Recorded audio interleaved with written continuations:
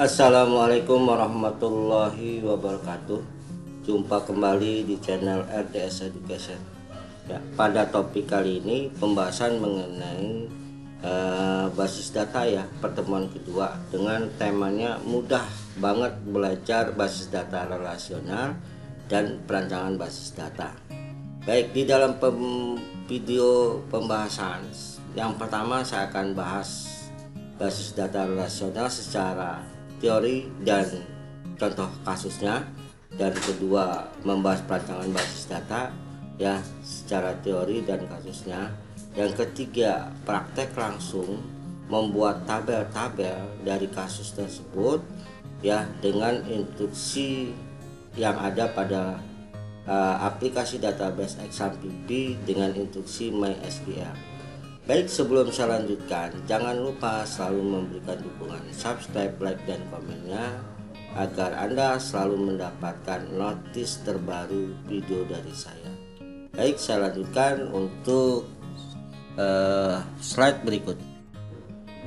Baik, basis data relasional ya adalah basis data yang mempresentasikan data dalam bentuk tabel-tabel ya. Nah, kenapa dikatakan mempresentasikan data dalam bentuk tabel-tabel? Karena nanti kalau kita lihat tabel-tabel ini kan sebagai penghubung ya antara tabel satu dengan tabel yang lain. Nah, tabelnya dari mana? Tabelnya sebenarnya kita dari objek ya. Contohnya objeknya mahasiswa, dosen, driver, ya, barang, ya, pelanggan, customer, itu adalah dari objek. Atau faktur ya. Nah, itu adalah dari objek yang menghubungkan antara objek satu dengan objek yang lain. Nah, di mana tabel-tabel tersebut dihubungkan oleh nilai-nilai yang sama ya, umum pada kolom-kolom terkait ya. Di mana ada nilai hubungan ya, misalnya kalau semacam sebuah perpustakaan pasti kan ada anggota, tabel anggota, ada tabel buku ya, ada tabel peminjaman, ada tabel pengembalian. Nah, di sini ada ya relasi-relasi yang terkait satu dengan yang lain yang mempunyai nilai-nilai yang sama secara umum ya. Anggota pasti akan meminjam buku, pasti akan terkait ya. Anggota nanti mungkin dia melakukan peminjaman ya, di sini ada peminjaman dari buku, dan juga nanti anggota dikasih waktu untuk meminjam dan dikasih waktu untuk pengembalian. Nah, komponen penyusunan basis data itu ada 4 ya. Ada tabel, nah, kita bentuk tabel. Nah, nanti di tab yang kedua adalah kolom atau atribut. Nah, di dalam tabel ini ada kolom atau atribut ya, atribut dari tabel tersebut. Yang ketiga adalah baris atau tuval, yaitu berarti di sini nanti ada nilai ya, nilai yang terkandung dalam atribut. Misalnya tabel anggota ada kode anggota, berarti kode anggota itu nomornya misal A01, berarti itu nilai ya, nilainya. Sedangkan kode anggota itu bisa kita katakan kolom atau atribut. Nah, berikutnya ada domain, itu nilai yang dia ditetapkan sesuai dengan kondisi dari tabel tersebut. Nanti saya akan bahas secara detail. Selanjutnya di sini ya. Nah, tabel kalau lihat di sini adalah memiliki nama dan terdiri atas baris dan kolom. Kita lihat nih ya, tabel anggota, pengembalian, buku, peminjaman. Di sini ada kode anggota, ada nama ya. Berarti ada kolom dan ada baris. Simpel ya. Tabel pada suatu basis data tidak boleh memiliki nama yang sama atau ya yang sama, harus unik ya. Jadi tabel anggota ya hanya tabel anggota, tidak boleh untuk tabel anggota 1, tabel anggota 2, itu tidak boleh ya. Ya, jadi tabel anggota 1 ya sudah tabel anggota. Nah, disebut ya, kalau di sini kita lihat ya, tabel disebut juga dengan relation atau file ya. Nanti dia akan berbentuk file nih kalau kita sudah menggunakan aplikasi database aplikasi database ya. Misalnya nanti ini yang tabel-tabel ini dia akan berubah nih menjadi file anggota, file pengembalian, file buku, dan file peminjaman. Nah, skemanya kalau kita lihat di sini ya, satu ya, ini ada tabel buku ya, tabel buku kita lihat di sini. Ini ada kode buku, ada judul buku ya. Nah, ini mungkin tambah lagi nih stok buku nih ya, atributnya belum saya tambahkan. Ini contoh. Yang berikutnya kalau tabel anggota ya, ada kode anggota, ada nama anggota. Nah, kalau Anda lihat keterangannya ya, seperti kode buku ada 3. Ini berarti ada 3 digit informasi tentang kode buku nih, 3 digit karakter ya. Nah, judul buku ya, misalnya bukunya berapa nih, berapa huruf gitu ya. Nah, ini juga ya, berapa huruf, jadi dibatasi sampai 20 huruf. Nah, ini tadi berapa huruf nih, 3 huruf. Huruf itu bisa karakter ya, bisa huruf ya, bisa bilangan gitu ya. Nah, yang berikutnya tabel anggota, ada kode anggota ya 3 digit, nama anggota 25 digit. Ya, tabel peminjaman ya, ada kode pinjaman ya, kita bisa lihat tanggal pinjaman ya, nanti ada date nya, ada dari sistemnya kita ambil. Ada kode anggota sini. Nah, tabel pengembalian ada kode kembali, tanggal kembali, kode anggota. Nah, itu kita bisa lihat ya di sini. Ini tabel anggota, ada tabel buku, ada tabel pengembalian, dan tabel peminjaman. Ya, jadi tadi penggambaran skema daripada database ya, relasi dari database ya, kita bisa lihat skema yang tadi ini ya, dan di sini ya, basis data relasional ya, bahwa antara tabel yang satu dengan yang lain itu punya keterkaitan hubungan ya, karena ada nilai-nilai yang sama ya di dalam tabel-tabel tersebut. Nah, ini contohnya. Oke, paham ya? Nah, tabel ya, contohnya ini perpustakaan, ada anggota, pengembalian. Nah, saya lanjutkan slide berikutnya. Ya, kita lihat di sini ya. Ini saya contohkan sebuah tabel ya. Ini tabel buku ya. Kita bisa lihat tabel sendiri kan artinya itu tabel memiliki nama ya, terdiri atas baris dan kolom. Nah, ini ada barisnya ya, ada ini baris untuk atribut ya, atribut kode buku, judul, dan stok buku. Nah, ini ada 3 baris yang kita namakan tuval nih atau record ya, ada 3 record sebenarnya ya, B01 dengan judul pemblokiran 11+, stok buku 10, B02 ya, membuat aplikasi 30 menit 15, stok buku 15, B03 cooking is busy ya, stok buku 15. Itu adalah tabel ya. Nah, kita bisa lihat di situ ya, tabel buku ya contohnya. Nah, kita bisa lihat lagi di sini kolom atribut tadi ya. Untuk kolom atribut ini adalah kolom yang memiliki nama ya, nama seperti apa, misalnya kode buku ya, terus ada judul, terusnya ada stok buku. Nah, jangan salah ya, jadi kolom atribut ada kode buku, judul, stok buku. Nah, itu dari objeknya buku ya. Nah, bikin tabel buku. Selain itu apalagi anggota, misalnya tabel anggota, maka ada kode anggota, terus ada nama anggota gitu ya, terus alamat, atau selain itu apa, misalnya objeknya mahasiswa. Nah, kalau mahasiswa itu berarti dia punya nomor ya, nomor khusus mahasiswa, biasanya NIM misalnya, nomor induk mahasiswa. Terus ada nama ya, nama mahasiswa ya, berikutnya tanggal lahir. Nah, itu adalah kita namakan kolom atau atribut.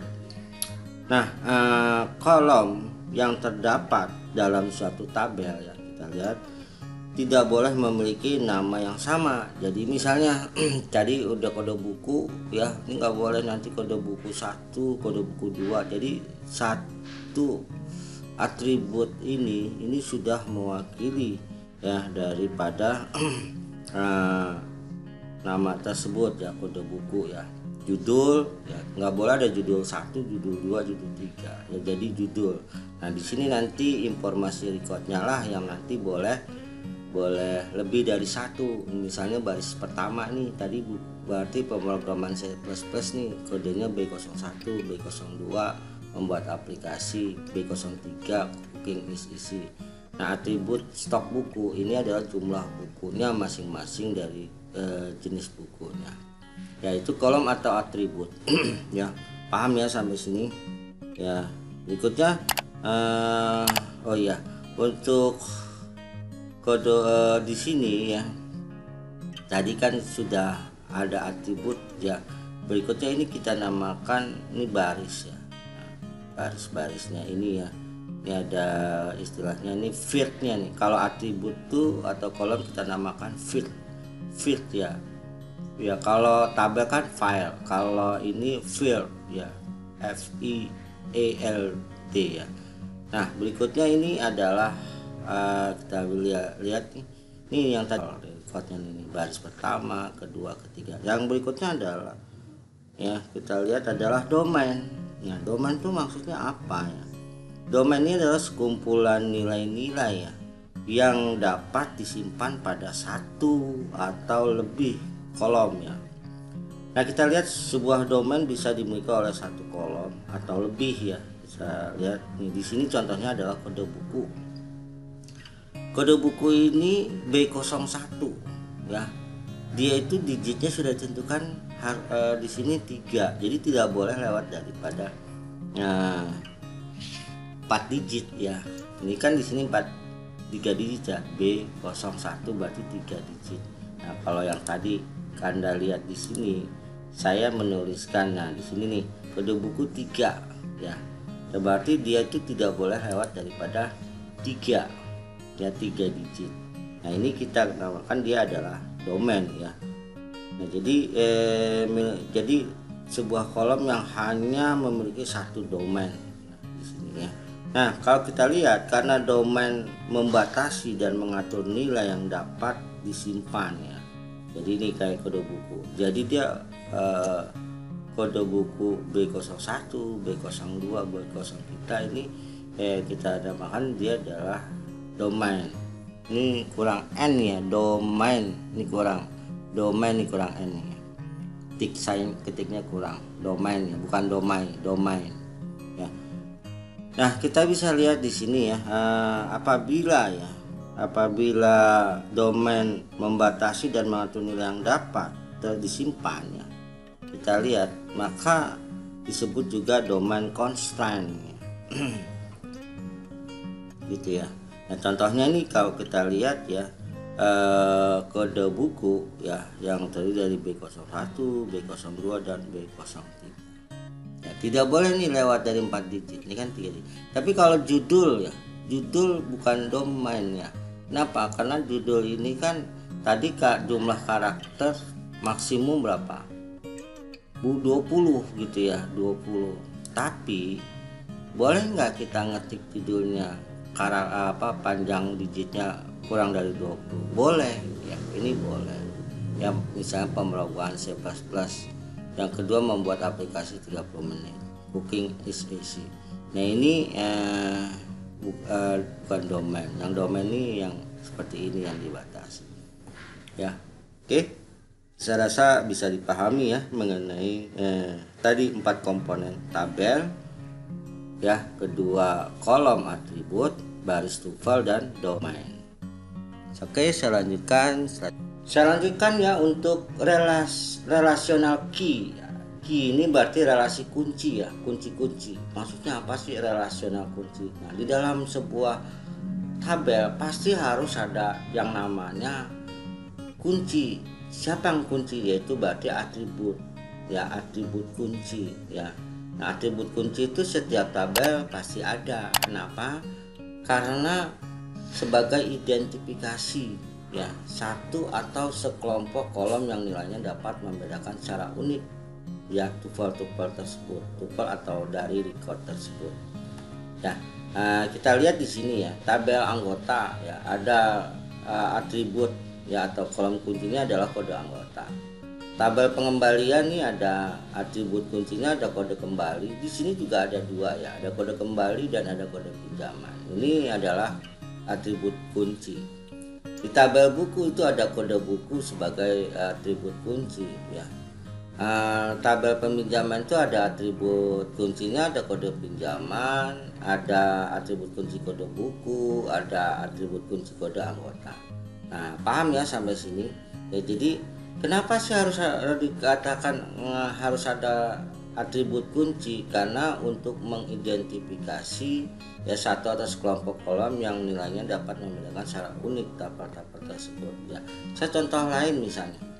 Tadi kalau objeknya mahasiswa itu kan atribut kuncinya NIM, nomor induk mahasiswa. Kalau misalnya warga negara ya. Nah, kalau warga negara itu atribut kuncinya apa? KTP ya, nomor KTP gitu kan. Nomor KTP itu yang mewakili identitasnya si warga negara.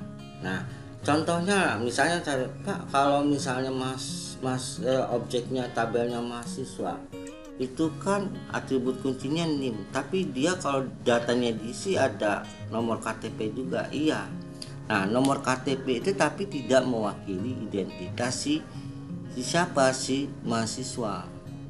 Kenapa? Karena yang mempunyai nomor KTP itu tidak hanya mahasiswa, bisa pegawai negeri, bisa dosen, bisa karyawan ya dan sebagainya. Jadi kalau identitas dari sebuah tabel atau objek itu yang mewakili identitas tersebut, maksudnya di situ ya maknanya. Jadi kalau misalnya tabelnya warga negara, maka yang mewakili identitasnya itu adalah nomor KTP ya dari sebuah tabel warga negara. Paham ya sampai sini? Kalau dia tabel anggota, yang mewakili identitasnya kode anggota. Tabel pengembalian berarti kode kembali yang mewakili identitas. Nah, super key ya, apa sih super key ini? Kalau kita lihat ya, adalah suatu kelompok kolom yang nilainya secara unik membedakan tuple pada suatu tabel ya. Nah, dari masing-masing tabel terdapat lebih dari satu super key ya, yaitu misalnya ya tabel anggota. Tabel anggota ini ada kode anggota dan nama anggota. Nah, ini bisa dijadikan super key, yaitu satu kelompok kolom yang nilainya secara unik membedakan tuple pada suatu tabel ya. Kalau kan dia digabung ini kode anggota nama ya anggota, maka dia menjadi super key. Pada tabel buku begitu juga ya, ada kode buku, judul buku, stok buku ya. Nah, pada tabel peminjaman ya ada kode peminjaman, tanggal peminjaman, kode buku, kode anggota, jumlah dan tanggal kembali. Ada tabel pengembalian, kode kembali dan kode pinjaman. Nah, itu ya. Jadi di sini super key ini satu atau kelompok kolom yang nilainya secara unik membedakan ya tuple atau baris atau record pada suatu tabel ya. Kita lihat di sini ya. Record A01 Surya. Nah, ini kan kita anggap super key ini karena dia mewakili daripada tabelnya tabelnya anggota.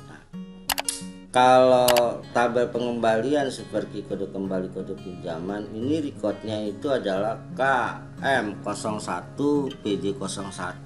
Ini kan yang mewakili si tabel pengembalian. Tabel buku juga gitu ya, tabel buku, kode buku, judul stok buku, super key-nya, recordnya kita lihat di sini itu B01 pemrograman C++, stoknya 10 ya. Begitu tabel peminjaman. Paham ya sampai sini tentang super key. Saya lanjutkan ya. Ya, kandidat key ya adalah super key di mana tidak ada satupun himpunan bagian dari super key tersebut menjadi super key lagi ya. Ya, tidak semua super key menjadi kandidat key. Paham ya di sini ya. Nah, kandidat key yang terdiri dari dua kolom atau lebih disebut dengan composite key. Jadi misalnya ada kunci gabungan ya, atribut misalnya kode anggota dan nama, mau dia tidak lagi menjadi kandidat key, dia bisa menjadi composite key atau kunci gabungan. Ya, kandidat key yang terdiri dari 2 kolom atau lebih disebut dengan composite key. Nah, dari masing-masing tabel terdapat lebih kandidat key atau bukan kandidat key, yaitu tabel anggota. Contoh kita lihat di sini. Kolom kode anggota ini dia menjadi kandidat key. Ya, kolom nama anggota sama dengan bukan kandidat key. Ya. Nah, kita bisa lihat ya. Nah, ini kita bisa lihat kolom nama anggota. Yang berikutnya adalah tabel buku ya. Kolom kode buku sama dengan kandidat key. Nah, kalau kolom kombinasi kode buku, judul stok bukan kandidat key. Nah, tapi dia bisa menjadi composite key ya. Kalau di sini mungkin kolom nama anggota bukan kandidat key. Nah, yang istilah gini ya, kandidat key calon kunci ya. Kalau calon kunci itu yang dimana atributnya unik ya. Unik, atributnya unik itu seperti A01, A02 kan tidak ada yang sama. Kalau nama kemungkinan bisa sama ya, gitu ya. Oke, kita lihat lagi ya. Di sini tadi tabel peminjaman, kolom kode pinjaman, kode buku, kode anggota ini disebut dengan kandidat key. Ya, kode buku, kode pinjaman, ya, dia istilahnya ada kandidat key. Nah, kalau kolom kombinasi kode pinjaman, kode buku, kode anggota, jumlahnya bukan kandidat key, ya, bukan calon kunci. Kalau kolom kombinasi berarti bisa dia menjadi composite key. Ya, paham ya sampai sini. Nah, saya lanjutkan. Nah, di sini yang berikutnya adalah ada primary key nih. Primary key ini ada istilahnya kunci utama ya. Di sini ada satu kandidat key yang dipilih di antara kandidat key lain untuk membedakan tuple-tuple atau baris-baris secara unik dalam tabel. Jika dalam satu tabel hanya terdapat satu kandidat key, misal tabel anggota dan tabel K, key tersebut menjadi primary key. Tetapi jika terdapat lebih dari satu kandidat key, misalnya tabel penjualan dan tabel pengembangan, maka salah satu dari kandidat tersebut dapat dijadikan primary key. Maksudnya apa? Ya, kita lihat di sini. Di tabel anggota yang tadinya kode anggota kandidat key, kalau di tabel anggota sendiri dia menjadi primary key. Ya, karena dia unik, dan ingat primary key itu mewakili identitas si tabelnya. Ya, jadi kode anggota ya sebagai primary key, kunci utama. Yang tadinya dia kandidat key, dia menjadi primary key, kunci utama. Kita lihat lagi di tabel buku ya. Kode buku karena unik nilainya, tidak ada yang sama. Jadi persyaratan kunci itu atributnya harus unik, tidak boleh ada yang sama ya. Nah, di sini kode buku sebagai tadinya kandidat menjadi primary key. Nah, kita lihat lagi di sini di tabel peminjaman. Nah, di sini ada atribut yang unik ya. Kode pinjaman juga unik ya. Pinjam tuh nggak boleh kodenya sama, harus beda ya. Jadi gitu ya. Nah, kita bisa lihat di sini kode pinjaman. Ya, kode pinjaman ya, tanggal pinjaman ya. Berikutnya kode buku ya, kode anggota, jumlah, dan tanggal kembali. Nah, yang menjadikan terpilihnya primary key ya sebagai kode pinjaman ya, pemilih karena apa? Karena dia mewakili identitas si tabel peminjam ya. Nah, gitu ya. Sedangkan kode buku, kode anggota ya, itu tidak mewakili identitas si tabel peminjaman ya. Nah, kita bisa lihat lagi di sini. Nah, kalau tabel pengembalian ya, maka kode kembali ini menjadi primary key.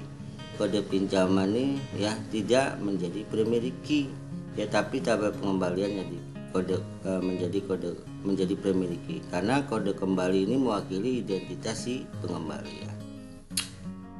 Nah, alternatif key ya, Kita bisa lihat ya, kandidat key yang tidak dijadikan sebagai primary key, misal pada tabel pengembalian ya. Jika memiliki kode kembali sebagai primary key, maka kode pinjaman dijadikan adalah alternatif key. Nah, foreign key ini istilahnya kunci tamu. Kalau alternatif, kunci alternatif. Foreign key atau kunci tamu adalah satu atau kelompok yang nilainya sama atau terkait dengan kandidat key pada tabel lain atau pada tabel yang sama. Misalnya pada tabel peminjaman ada kolom kode anggota yang terhubung dengan tabel anggota. Maka kode anggota adalah foreign key. Kolom-kolom yang saling terkait itu sangat penting dalam operasi join ya penggabungan.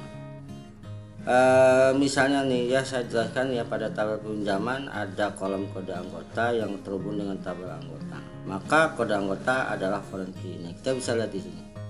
Ini tabel anggota, dia di tabel anggota kode anggota menjadi primary key. Tapi pada saat dia sebagai atribut relasi yang masuk ke tabel peminjaman, dia menjadi foreign key, kunci tamu. Begitu juga tabel buku ya, kode buku menjadi primary key, tapi pada saat masuk ke kode buku dia menjadi foreign key, kunci tamu. Sedangkan tuan rumah atau kunci utamanya itu adalah kode pinjaman. Saya contohkan gini ya, satu lingkup rukun tetangga RT ya, misalnya Pak RT mengundang warga datang ke rumahnya. Pasti kan setiap warganya itu diwakili oleh rata-rata bapaknya ya, sebagai kepala rumah tangga datang ke rumah Pak RT ya. Pada saat dia masih di rumah warga tersebut ya, dia sebagai kepala pimpinan rumah ya. Nah itu kan mereka itu adalah perwakilan dari keluarga. Pada saat datang ke rumah Pak RT itulah yang menjadi tuan rumah atau primary key, kunci utama. Sedangkan tetangganya yang datang itu menjadi foreign key, kunci tamu. Simpel ya cara memahaminya, jangan sulit ya. Nah itu adalah tentang primary key, alternative key, dan foreign key ya. Saya rasa tidak terlalu sulit ya untuk dipahami. Oke, saya lanjutkan ya. Nah, skema basis data ya, kita lihat di sini, jangan sampai terlewat. Atau relational database ya, adalah sekumpulan skema tabel dengan masing-masing tabel memiliki nama yang berbeda ya. Contoh skema basis data perpustakaan. Nah ini tadi contoh yang di awal ya, tabel anggota itu ada kode anggota dan nama. Tabel buku itu ada kode buku, judul, stok ya. Mungkin nanti ada tambahan atribut lagi, kita ini ya, beberapa contoh ya. Tabel peminjaman ada kode pinjam, tanggal pinjam, kode buku, kode anggota, dan seterusnya gitu ya.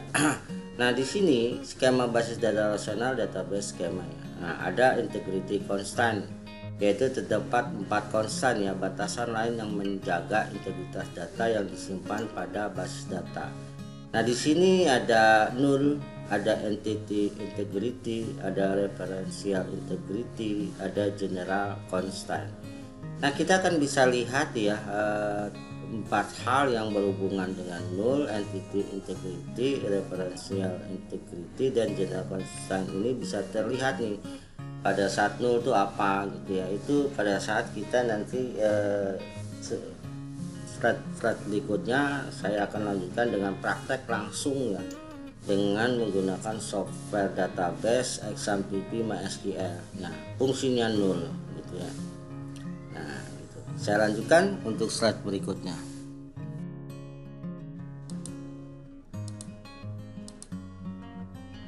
Oke, saya lanjutkan yang berikutnya, null dulu ya.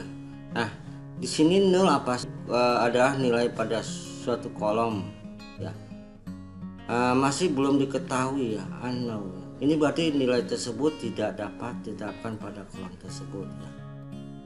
Namun null tidak sama dengan nilai numerik nol atau string ya. Nol dan spasi adalah nilai, tapi null menunjukkan tidak adanya nilai ya.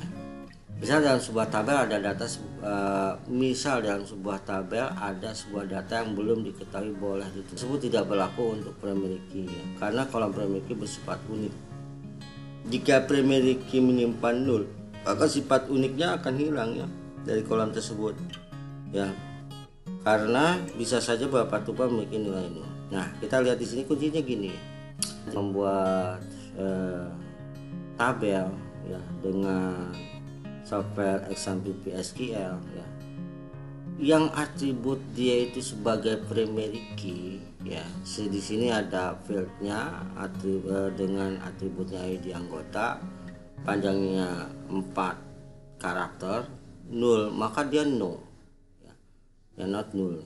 Nah, key-nya maka kita akan tandakan dia di sini, nanti kita kasih tanda free ya. Printnya itu artinya primary key. Yang lain ya, di sini 0, yes ya, defaultnya 0. Nah, gitu aja. Jadi kuncinya itu nanti 0 ini ya, apabila dia itu sebuah atribut sebagai kunci utama maka 0 no, not no.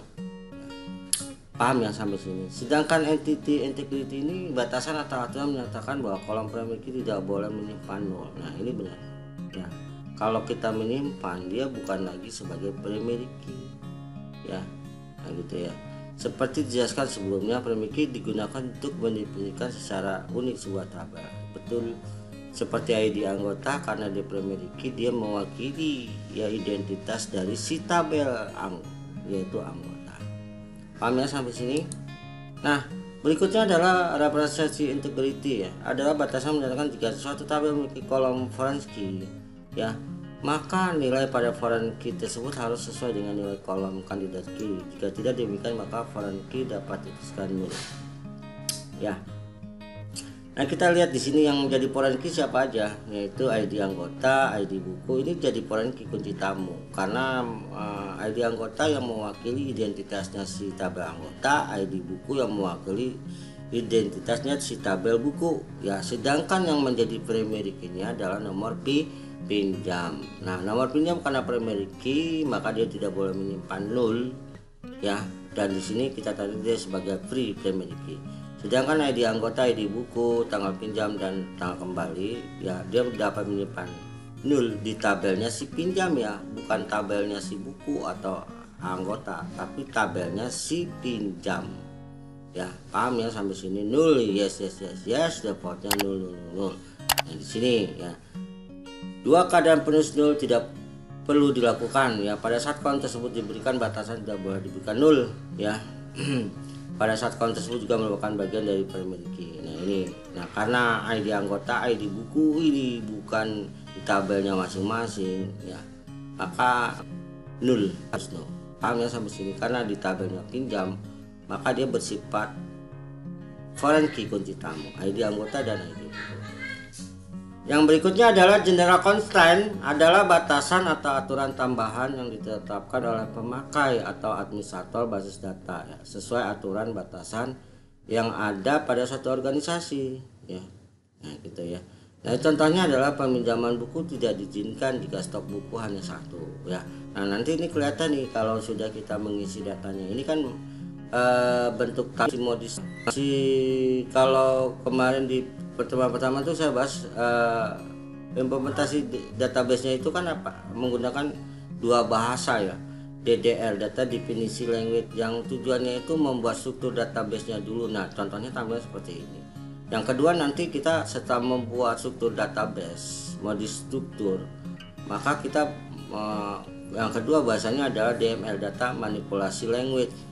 Nah, data manipulasi language ini yang nanti kita akan mengisi data-data tersebut. Nah, di sini general constraint ini tambahan ditetapkan oleh pemakai atau administrator basis data sesuai aturan batasan yang ada pada suatu organisasi. Nah, ini akan kelihatan nih ya pada saat nanti kita mengimplementasikan dengan DML, data manipulasi language ya, peminjaman buku tidak diizinkan jika stok buku hanya 1. Jadi nanti tampilannya di sini jika 1 maka otomatis tidak boleh diakses dipinjam kembali ya, harus ada buku lebih dari 1 ya, harus ada kembali. Nah, jika anggota masih memiliki buku yang belum dikembalikan maka tidak diperlukan meminjam kembali, dia harus mengembalikan bukunya ya.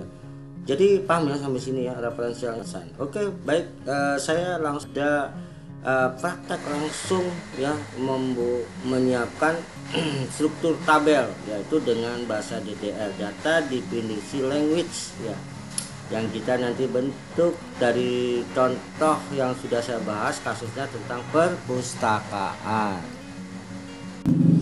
Baik ya, langsung kita praktek saja ya. Kita aktifkan dulu, ini examnya sudah aktif ya untuk database-nya MySQL ya. Nah setelah ini ya kita masuk ke CMD ya, ke CMD from di operating system, kita langsung masuknya. Ya. Kita tunggu.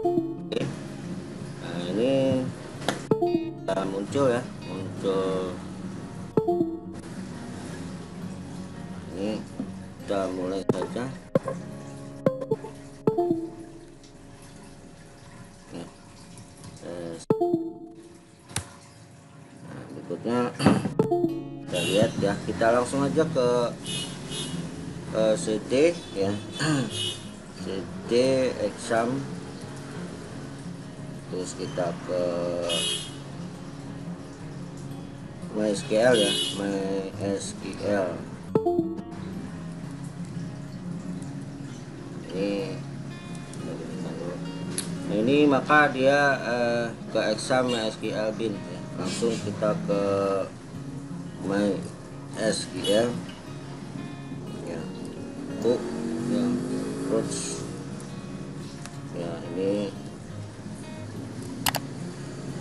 nah, kalau nggak ada password biarkan saja, kita kosongkan, maka akan tampil foldernya MariaDB. Nah kalau Anda mungkin nanti tampilnya MySQL, itu tidak masalah ya, MariaDB dengan MySQL, karena pengembangan dari XMPP MySQL-nya itu pengembangan ada dua sebenarnya sama, yaitu pengembangan lebih lanjut adalah MariaDB gitu ya. Jadi istilahnya sama ya. Nah kita sekarang kita lihat dulu ya, sebelumnya dari pertemuan kedua itu kita membuat sebuah database ya. Kita tampilkan dulu ya, kita cek sudah pernah dibentuk atau belum ya. So database ya. Nah ini kita lihat masih belum terbentuk ya. Nah kita langsung saja kita bentuk ya, create ya, create database. Nah, perpustakaan ya, perpustakaan ya, perpustakaan. Kita lihat, nah kita tampilkan show database nya. Nah itu sudah ada terbentuk ya, perpustakaan. Nah ini kita lanjutkan adalah sekarang kita akan membuat tabel ya, karena database tadi sudah ya. Kita aktifkan dulu ya, use perpustakaan ya, use perpustakaan. Ini kita udah aktifkan. Nah kita lanjutkan pembuatan tabelnya sekarang ya. Baiklah, setelah kita bentuk ya perpustakaan ya, database nya ya.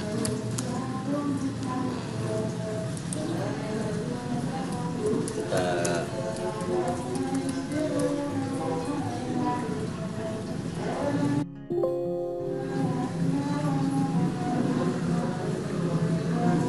ya, kita lihat ini tampilannya perpustakaan sudah ada ya. Nah kita lanjutkan sekarang membuat tabelnya ya. Kita dengan klik perintah create tabel ya, namanya anggota ya. Kita lihat atribut ID anggota, atribut ID anggota ya, char 4 digit ya, not null, not null. Berikutnya nama ya, varchar ya,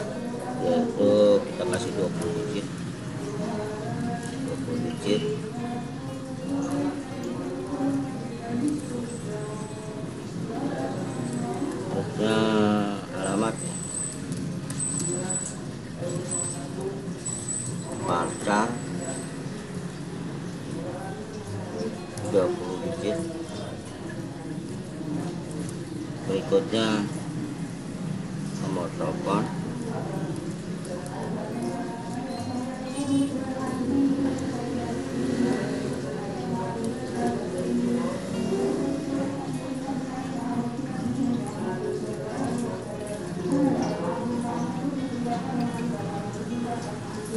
terusnya tanggal lahir,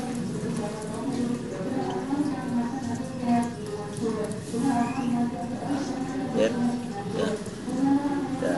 Kita kasih primary key ya untuk atribut ID anggota.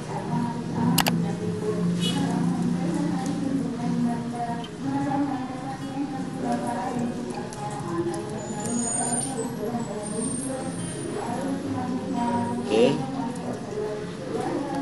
ini sudah ya, kita ya hasil tadi pembentukan. Kalau kita tampilkan ya sel tableau, terus di sini saya ketik show tableau ya. Nah, ini kita lihat ya, di database perpustakaan kita sudah membentuk satu tabel anggota ya.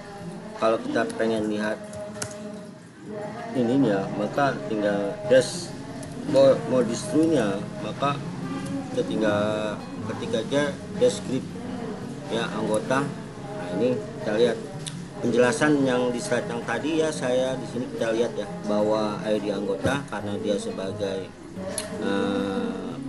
primary key ya, maka dia tidak boleh menyimpan nol ya, nol ya, key ya. Nah, berikutnya nama, alamat, nomor telepon, tanggal lahir. Nah, ini kita lihat kita sudah membentuk yang namanya database perpustakaan tabelnya satu anggota. Nah, ini kita bisa lanjutkan untuk tabel berikutnya, yaitu tabel buku, tabel pinjaman, dan tabel pengembalian. Ya, saya lanjutkan ya. Saya menampilkan misalnya nilai datanya ya. Kita perintah dengan insert ya. Insert into tabelnya tadi adalah anggota ya. Apa aja yang di sini adalah atributnya ya, atau fieldnya. ID anggota, berikutnya nama ya, nama, berikutnya alamat, berikutnya nomor telepon,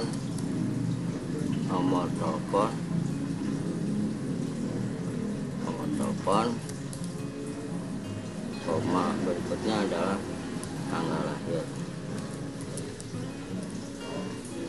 Disesuaikan ya dengan atributnya ya. Nah, kalau sudah ya, insert into anggota, berikutnya adalah ya, berikutnya di sini kita lanjutkan values nilainya ya, values nilainya ya.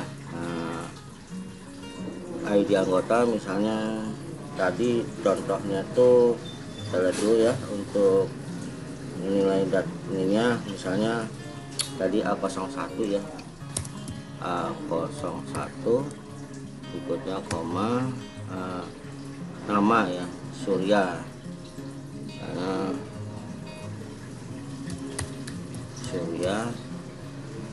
berikutnya alamatnya, alamat jalan Kebon Jeruk ya, Jeruk 5, Jakarta Barat,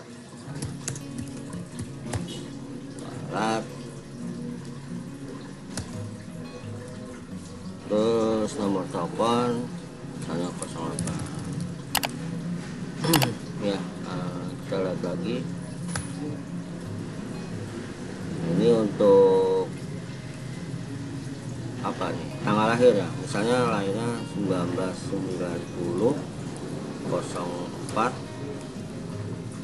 04 lah ya. Sudah, kita lihat. Nah, kalau sudah ini tadi kita cek dulu ya biar dia tidak ada masalah, baru kita tampilkan.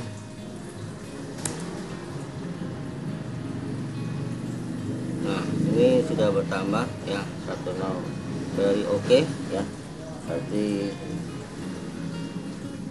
Saya sudah menambahkan ya, nilainya.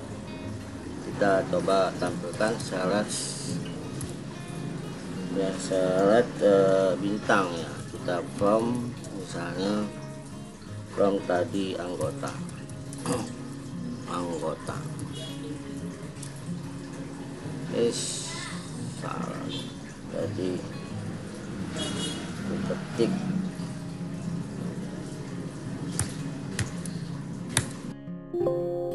saya ulang lagi ya.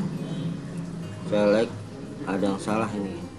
Select, ada asterisk. Oke, select from ya. Select from, saya kecepatan ngetiknya. Oke, saya sudah benar. Nah, ini dia. Ini hasil tampilnya adalah tadi ya, ID anggota ya, A01 ya, alamat yang kebun jeruk ya, nomor telepon, tanggal lahir. Nah itu ya contoh dari sebuah awal ya, kita berinteraksi dengan exam MySQL ya, perintah-perintah dengan query. Ini adalah perintah secara langsung. Nah, coba nanti Anda latihan buat tabel berikutnya ya, tabel buku, tabel pinjaman, dan tabel perpustakaan, tabel kembali ya, pengembalian ya.